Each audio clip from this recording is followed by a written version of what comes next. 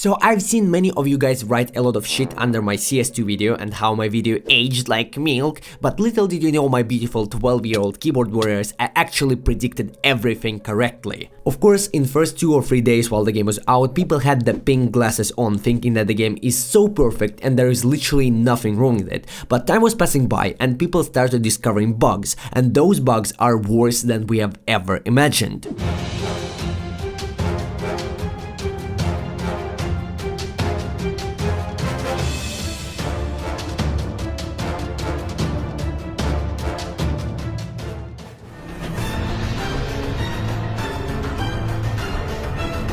Look at this picture. Those are my beautiful pets. By pressing a subscribe button, you're helping me to feed them. Now let's continue. So I want to start with the fact that I predicted every single thing correctly in my video. Let's count it together. No insane graphics, just better looking game. Performance could be lower. No new anti-cheat, no 128 Tickrate servers, no new maps, no new weapons, no new matchmaking system. 6 out of 6. Now let's break it down together. Graphics look really cool, but we already know that performance-wise the game requires a lot of optimization.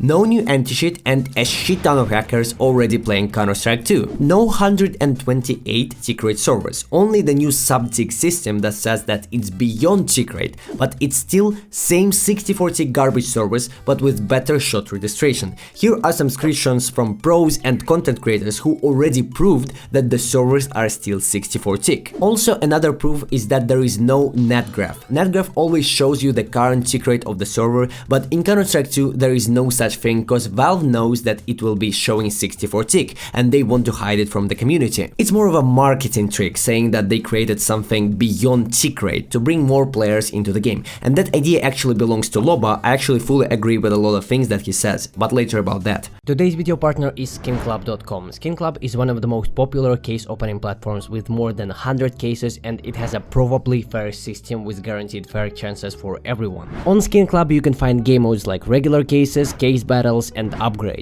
And on SkinClub you have 35% better chances to get more from the cases than in CSGO. And they currently have an insane event called Christmas Multiverse where you can open cases and receive event currency. The more event currency you receive, the better rewards you will get.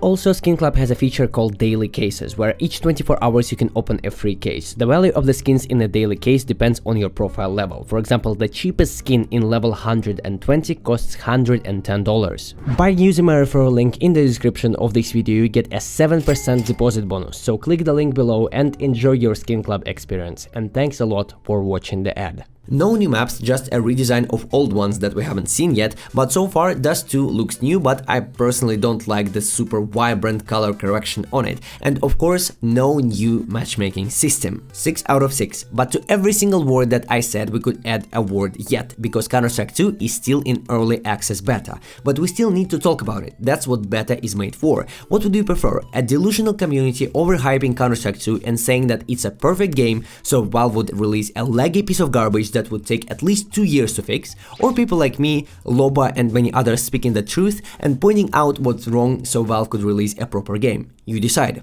I also want to talk about the simplest thing that Valve could have made so much better but managed to fuck up even there. The early access to Counter-Strike 2. And yes, I didn't get it. Anomaly didn't get it. Furious didn't get it. You know who got it? People who don't even play the game. Valorant pros and people from NA who have less than 100 hours in the game. Making the early access completely random is the worst idea Valve came up with, because even Valorant creators gave early access to their game to big CSGO YouTubers and streamers, but those were people who had some really big numbers in the CS community. Valve could have made the same thing, for example giving early access to every streamer who has at least 1000 viewers on Twitch, or every YouTuber who has at least 500k subs or something like that. In that case I would not have gotten it, but at least people like Anomaly, who is the biggest CSGO YouTuber in the world, would get access to the game that literally made him the man he is right now. Or for example give it to the pros who are in top 30 HLTV teams, and to all of the players who have for example 10,000 hours in the game. Or if it's too much for you, let's make it more community friendly, to people who have 500 matchmaking wins,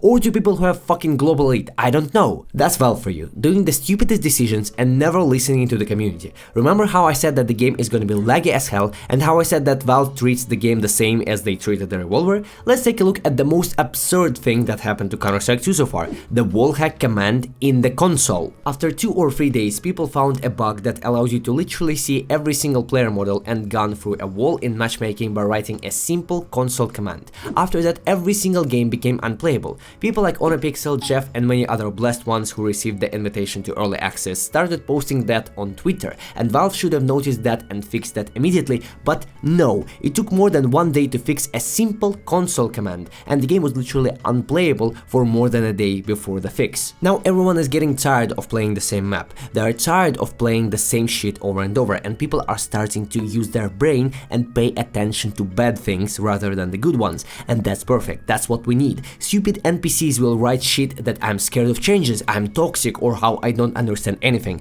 but it's not true. I really care about this game. I still have so much passion about it. I was even thinking of playing a bit more competitive when CS2 becomes a thing, but unless Valve starts listening to us, all the community will be getting is some new skins and cases. We might even bring the old team videos back, but for a brand new game. But I don't know. Hopefully I managed to bring the idea of this video into your mind, soul, heart, and penis. God bless you. I'm gonna go stream some CS. You can check it out, by the way. Goodbye.